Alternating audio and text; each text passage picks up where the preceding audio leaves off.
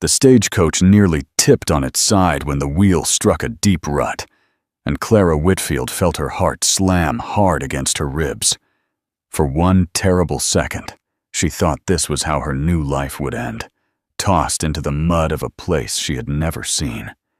She gripped the worn leather seat and forced herself to breathe. Outside the dust-covered window, the prairie stretched forever, wide and empty, as if it had swallowed the world she once knew. She had been traveling for 3 long days.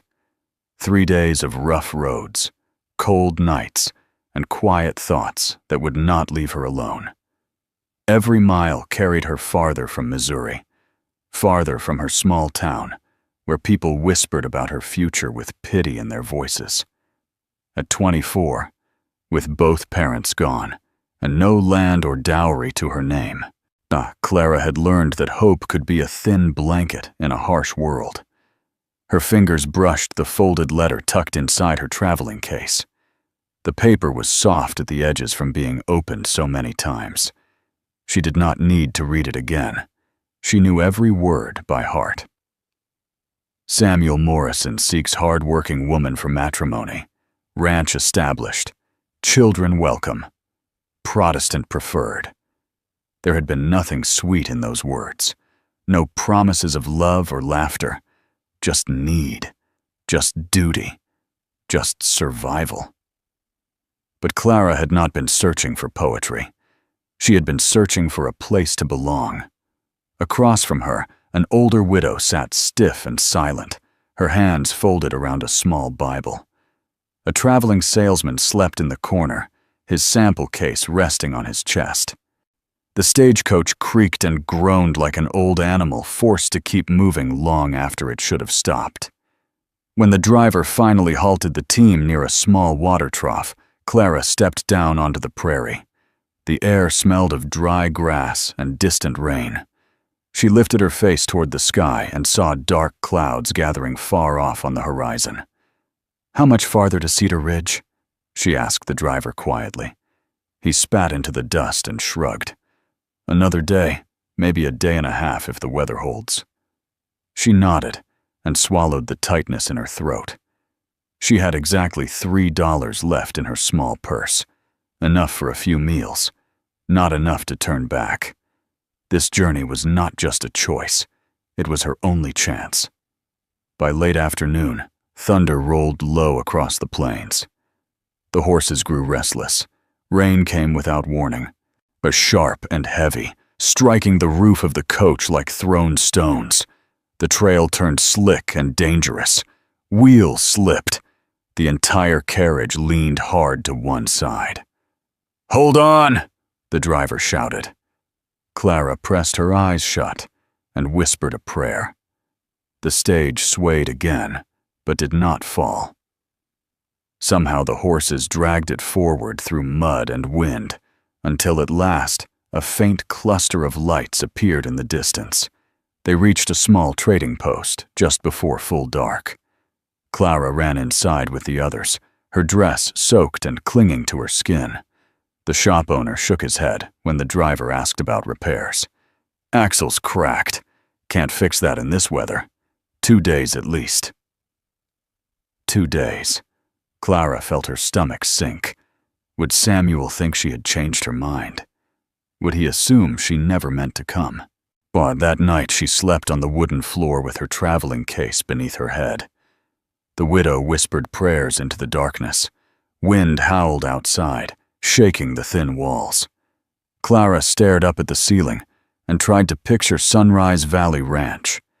She imagined a wide porch, steady fences, perhaps a small garden. She imagined a man waiting. In the morning, the storm had passed. The prairie looked washed and new beneath a bright sky.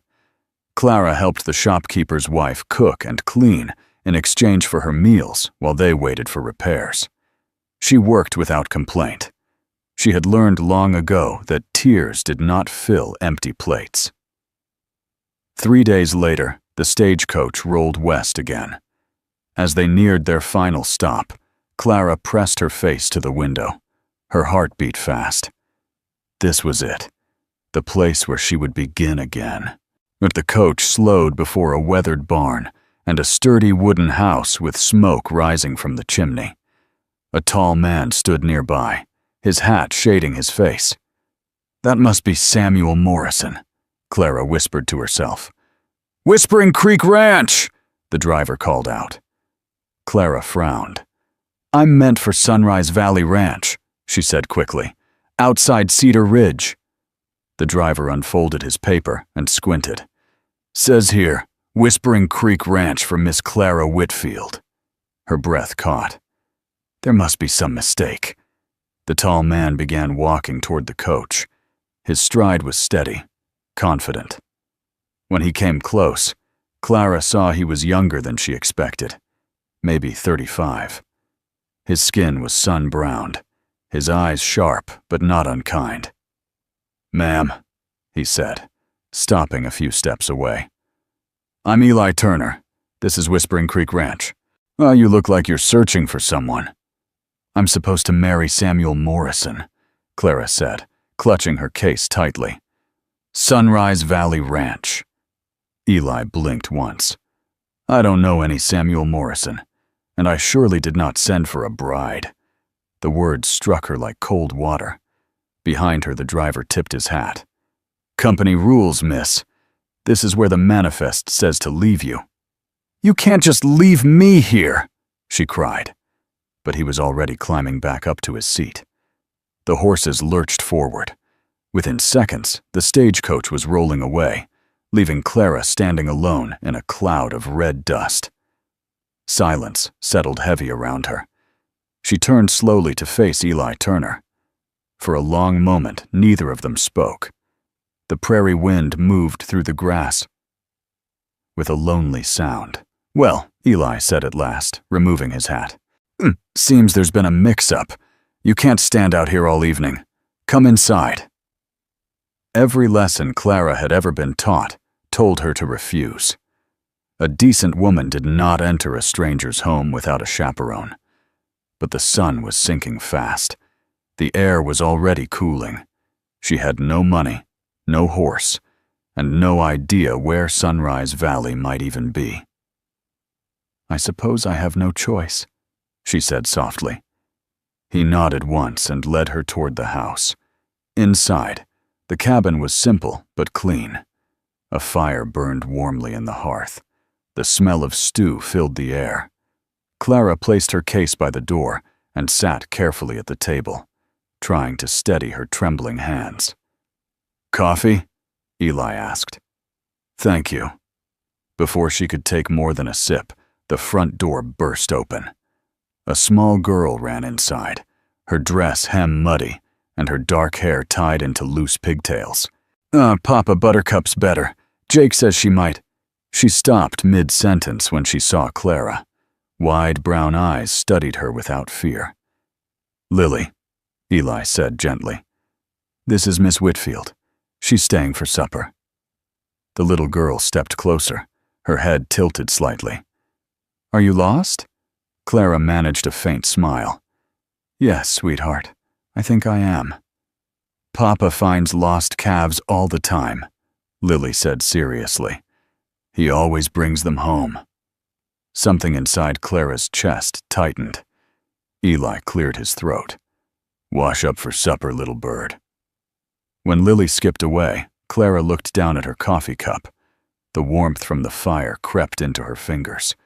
For the first time since leaving Missouri, she did not feel completely alone. The next morning, sunlight streamed through the small window of the guest room. But for a moment, she forgot where she was. Then the scent of bacon and wood smoke brought everything rushing back. A soft knock tapped at the door. "Miss Clara!" Lily's small voice called. "Papa says breakfast is ready." Clara rose and quickly braided her hair. When she stepped into the main room, Eli stood at the stove, moving with quiet skill.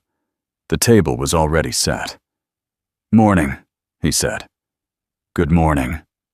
Lily swung her legs beneath the chair, smiling brightly. "I brushed Clover today. She's our barn cat. She likes me best." "I'm sure she does," Clara replied kindly. After breakfast, Eli stood and reached for his hat. Jake's riding to town. I'll have him send telegrams. We'll find this Samuel Morrison and fix the mistake. Thank you, Clara said. When he left, Lily grabbed her hand. Come see the kittens. The barn smelled of hay and horses. In a quiet corner, 5 tiny kittens tumbled over one another while their mother watched. This one is Snowball, Lily said proudly. Clara knelt beside her, smiling at the small creatures. For a brief moment, she forgot about letters and mistakes and strangers. Then Lily's voice turned soft. Do you think my mama can see me from heaven? Clara's heart stilled. I believe she can, she answered gently. Sometimes I can't remember her voice, Lily whispered. Is that bad? Clara wrapped her arms around the child. No, sweetheart.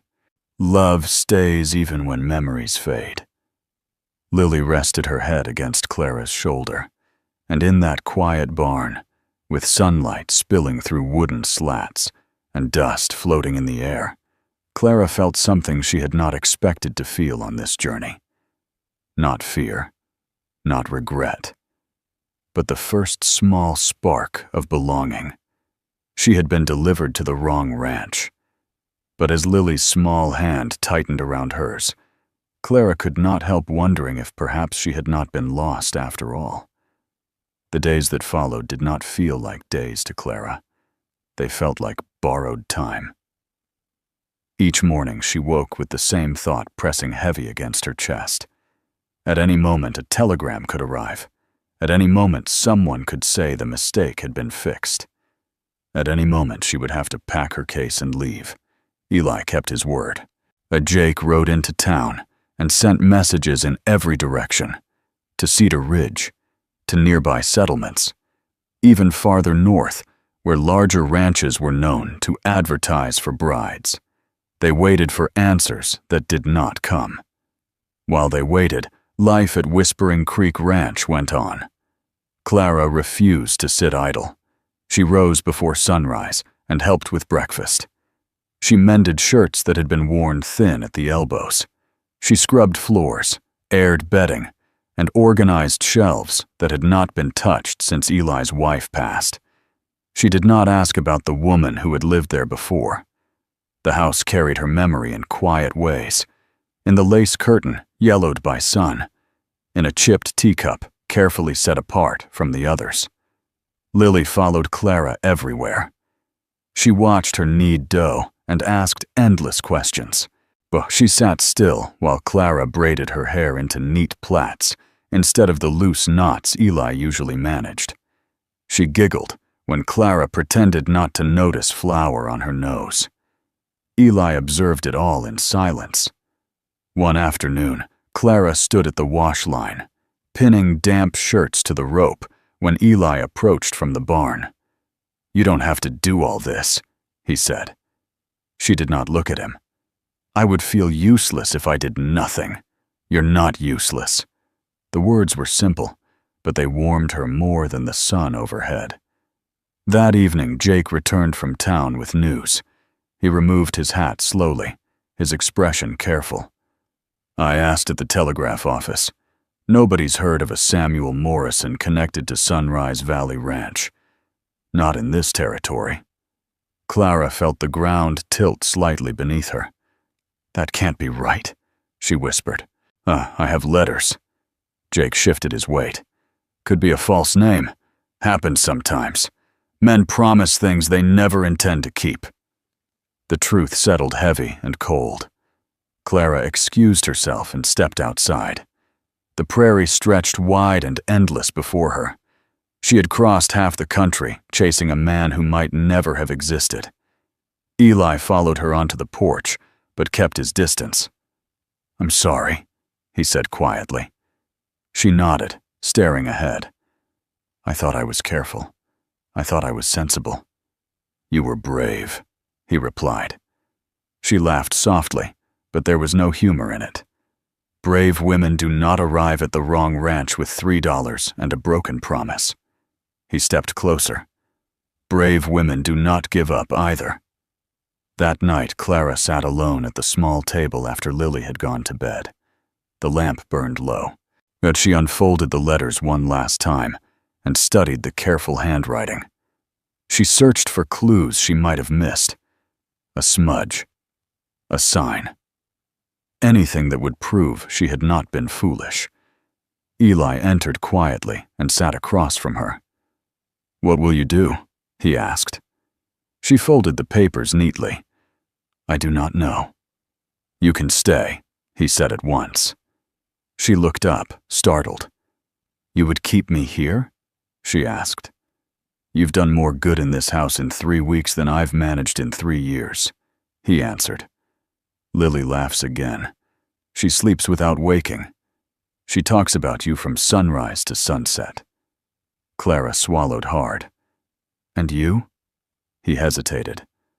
"I forgot what it felt like to have someone share a meal without silence." The fire cracked softly between them. Outside, wind moved through the cottonwood trees, and carrying the scent of grass and open sky. Clara felt something shift inside her, something steady and slow. The next morning, trouble came without warning. A section of fence in the north pasture had given way during the night. Several cattle had slipped through and scattered across the open land. Clara heard the shouts before she reached the door.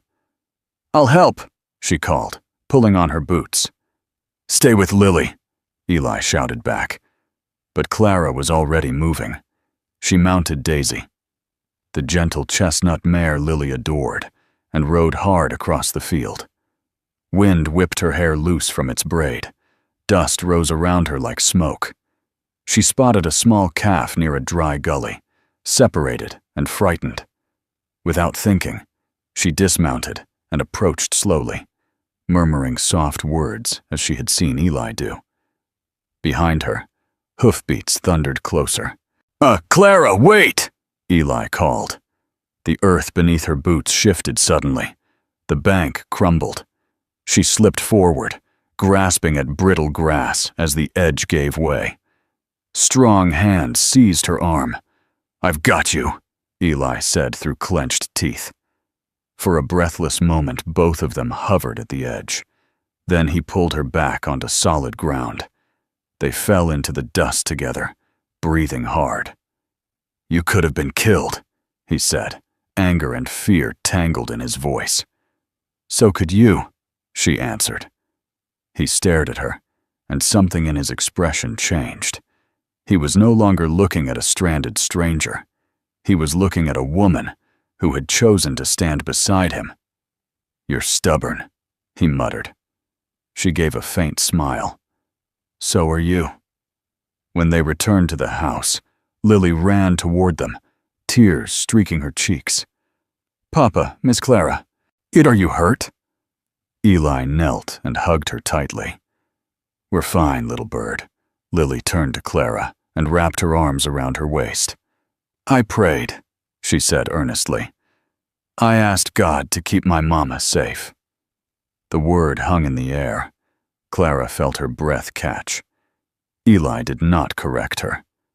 That night, Lily climbed into Clara's lap with her small sewing basket. "Will you stay until the fair?" she asked softly. "I want to show you my ribbons." Clara hesitated. "That depends on what we find out." Lily's lower lip trembled. "You belong here." Eli cleared his throat. "That's not for you to decide, Lily." The child looked from one to the other, her eyes shining with tears. "Then I'll pray God decides," she said firmly before running to her room. Silence filled the house after she was gone. "She's just a child," Clara murmured. "She understands more than we think," Eli replied. Clara stared into the fire. "If there is no Samuel Morrison, if there never was, what am I supposed to do?" He met her gaze steadily. "You start again. You always have." The days turned into weeks. No telegram arrived with good news. Every message confirmed the same truth. No Samuel Morrison, No Sunrise Valley Ranch connected to his name. Clara felt the last thread of her old plan snap quietly inside her. One evening, she stood on the porch beside Eli, watching the sun sink behind the hills. The sky burned orange and gold. "I came here by mistake," she said softly. "Maybe," he answered. She looked toward the window where Lily's silhouette moved against lamplight. "But it doesn't feel like one anymore." He took a slow breath. "Then maybe it wasn't." The prairie stretched endless before them. Wind moved through tall grass like a whisper. Clara felt fear, yes, but beneath it, she felt something stronger. Hope. Not the fragile kind she had carried in a letter, but the steady kind, built from shared meals, hard work, and a little girl's small hand slipping into hers as if it had always belonged there. And as the first stars appeared in the wide Montana sky, Clara began to understand that sometimes losing one future makes room for another. The county fair arrived with bright banners, fresh baked pies, and the sound of laughter drifting across Cedar Ridge. For Lily, it felt like the biggest day of her life. For Clara, it felt like the day everything would finally settle in her heart. They rode into town together in Eli's wagon. Eli held the reins steady. Clara sat beside him, her blue dress simple but neat. Lily bounced in the back, clutching her basket of ribbons and flowers like treasure. People turned to look as they passed. Some smiled kindly. Others whispered. A widower bringing a young woman to town would always stir talk. Clara kept her chin high.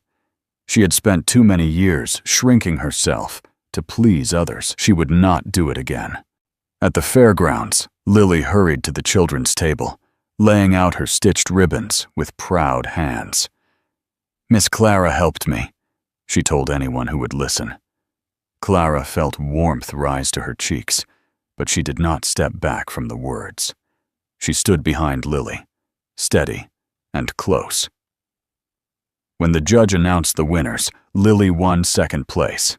Not first, but she clapped her hands as if she had won the whole fair. "Mama helped me," she said clearly, her voice ringing out across the small crowd. This time Clara did not freeze. She looked at Eli. He stood a few steps away, hat tilted low. But she could see his smile, small and certain. He did not correct the child. That evening, as the sun sank low and painted the sky in soft gold, they rode home. Lily fell asleep before they reached the ranch, her head resting against Clara's shoulder. Clara held her carefully, breathing in the scent of sun and grass in the child's hair. Something deep inside her settled in a way it never had before. When they reached the house, Eli lifted Lily gently from Clara's arms and carried her inside.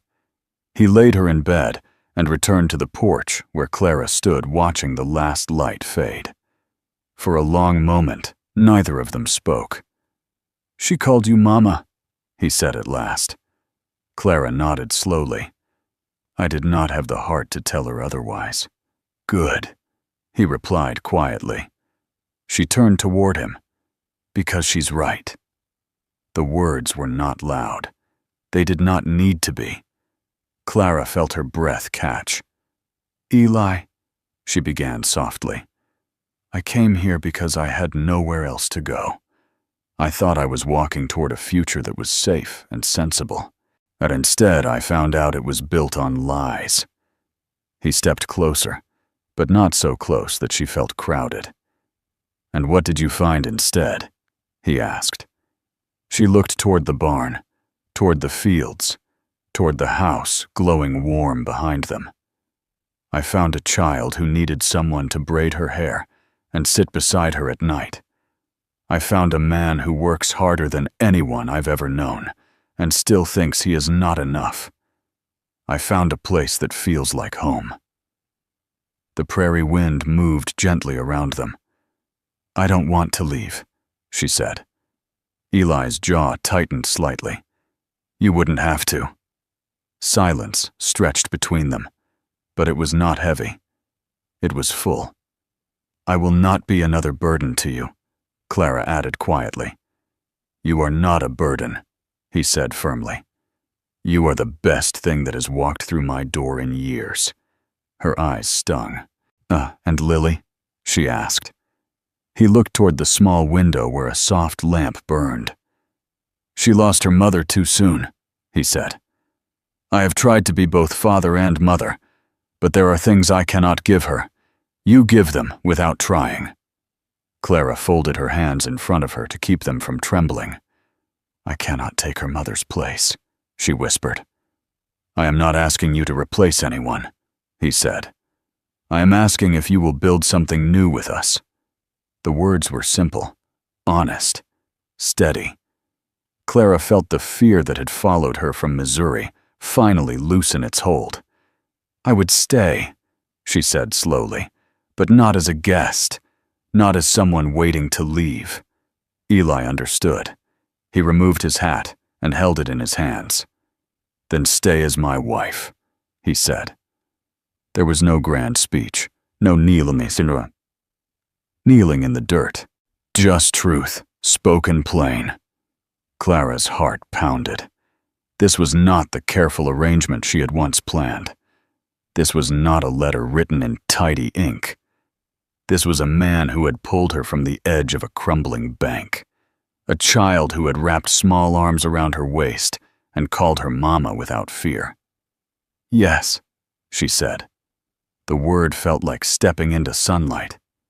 Eli let out a slow breath he had been holding for weeks. He reached for her hand. This time, she did not hesitate. They were married quietly 2 weeks later in Cedar Ridge. The town preacher stood beneath the wide sky while a handful of neighbors watched.